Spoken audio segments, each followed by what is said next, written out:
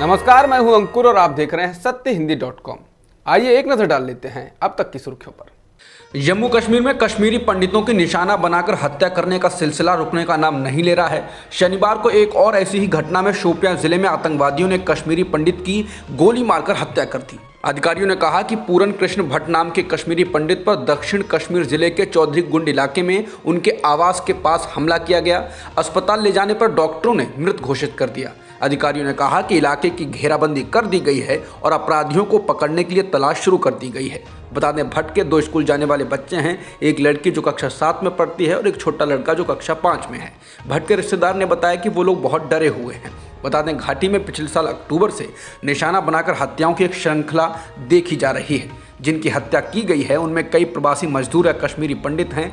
पिछले साल अक्टूबर में 5 दिनों में 7 नागरिकों की हत्या कर दी गई थी, जिनमें कश्मीरी पंडित, एक सिख और 2 प्रवासी हिंदू शामिल थे। वहीं मई में आतंकवादियों ने वडगाम में तहसीलदार के कार्यालय में घुसकर 36 वर्षीय राहुल भट्ट की गोली मारकर हत्या कर दी थी, जो एक कश्मीरी पंडित थे।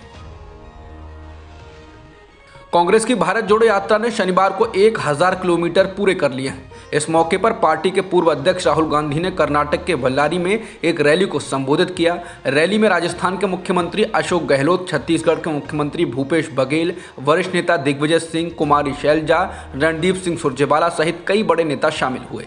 इन दिनों ये यात्रा कर्नाटक के चित्रदुर्ग, मांड्या आदि जिलों से होकर आगे बढ़ रही है।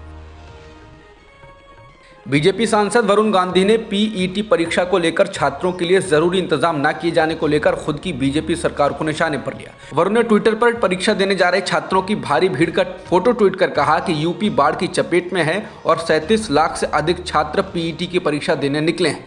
प्रश्न पत्र हल करने से बड़ी चुनौती सेंटर तक पहुंचना है। छात्रों की निरंतर मांग के बाद भी न परीक्षा टाली गई, न यातायात के पुख्ता इंतजाम किए गए।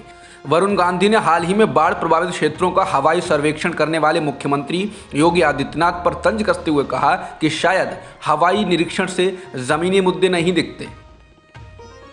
यूपी पीईटी परीक्षा को लेकर राहुल गांधी ने भी सरकार को निशाने पर लिया। राहुल ने छात्रों की तस्वीरों को ट्वीट करते हुए लिखा, यूपी पीईटी फॉर्म 37 लाख, खाली पद गिनती के।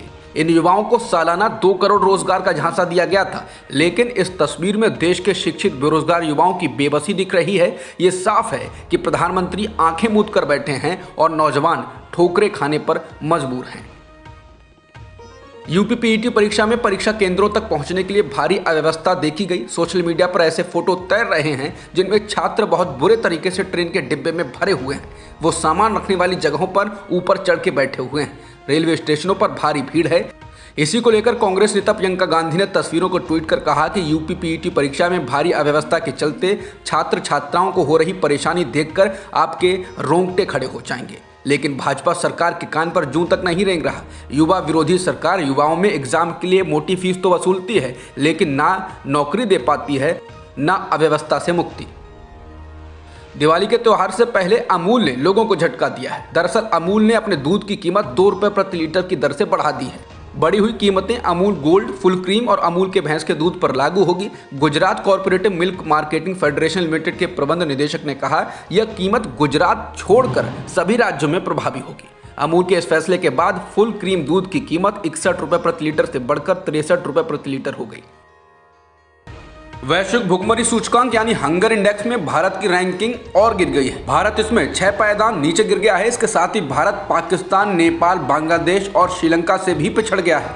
121 देशों की इंडेक्स में भारत 107वें नंबर पर है। ये इंडेक्स जारी करने वाले संगठन के मुताबिक श्रीलंका 64, नेपाल 81, बांग्लादेश 84 और पाकिस्तान 99 नंबर पर है। दक्षिण एशिया में केवल अफगानिस्तान ही भारत से पीछे है। अफगानिस्तान इस इंडेक्स में 109वें नंबर पर है।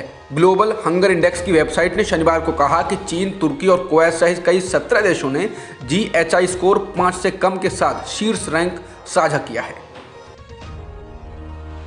हंगर इंडेक्स की रिपोर्ट का हवाला देते हुए पूर्व वित्त मंत्री और कांग्रेस के वरिष्ठ नेता पी चिदम्बरम ने कहा कि नरेंद्र मोदी की सरकार के 8 साल में 2014 के बाद से हमारा स्कोर खराब हुआ। चिदम्बरम ने ट्वीट कर कहा कि प्रधानमंत्री कब बच्चों में कुपोषण, भुखमरी जैसे असली मुद्दों पर बात करेंगे। चिदम्बरम ने पूछा कि भारत में 22.4 करोड़ लोग कुपोषित माने जाते हैं।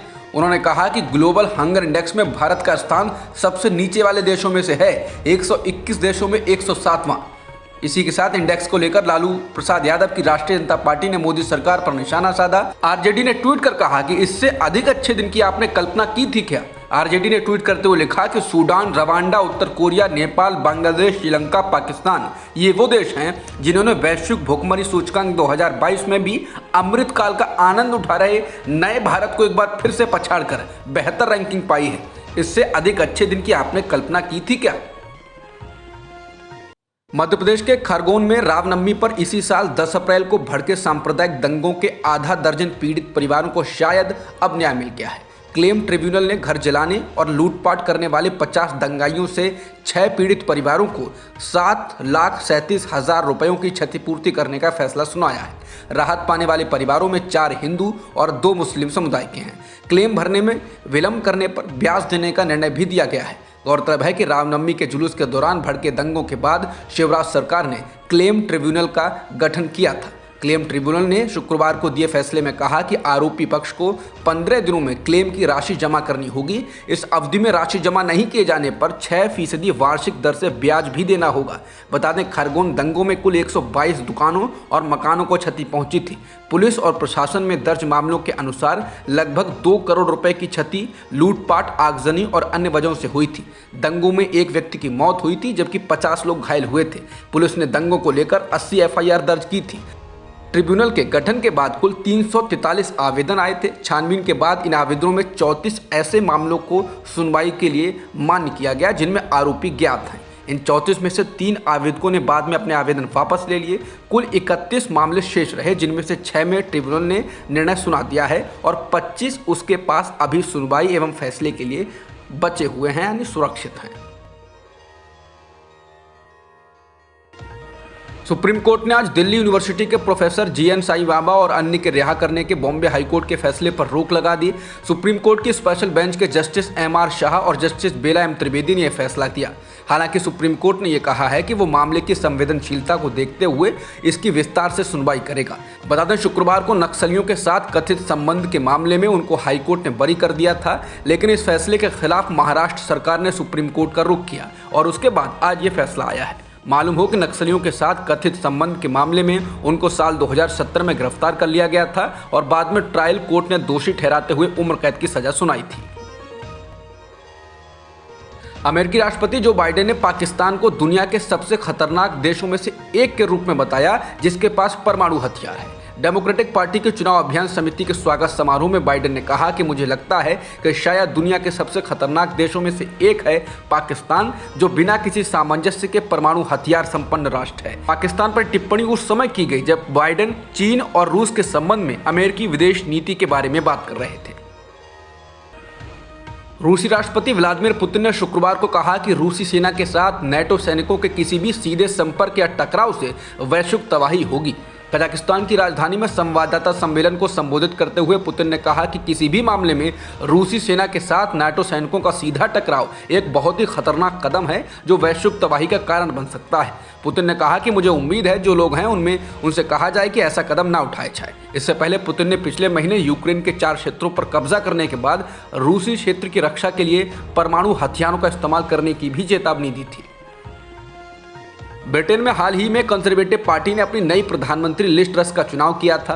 पार्टी में इसके लिए महीनों तक प्रक्रिया चली, लेकिन अब रिपोर्ट है कि पार्टी में नई प्रधानमंत्री को लेकर असंतोष है और एक बार फिर से पार्टी के नेता प्रधानमंत्री को बदलना चाहते हैं या कहें कि उनको हटाने की साजिश में लगे हैं।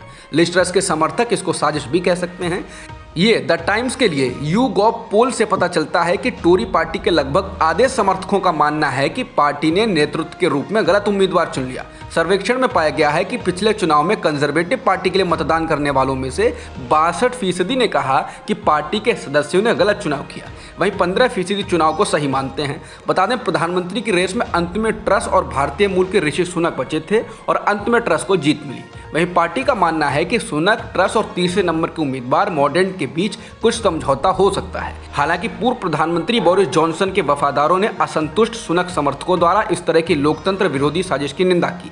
बता दें, जब से ट्रस प्रधानमंत्री बनी है, देश में राजनीतिक और आर्थिक बाजार में उथल पुथल मची हुई है। इस कारण उनको अपने वित्त मंत्री को 6 हफ्तों के भीतर हटाना पड़ा और भारी टैक्स वाले फैसले को भी रोकना पड़ा। अब तक की खबरों में इतना ही। बाकी खबरों के लिए बने रहिए सत्यहिंदी.com के साथ।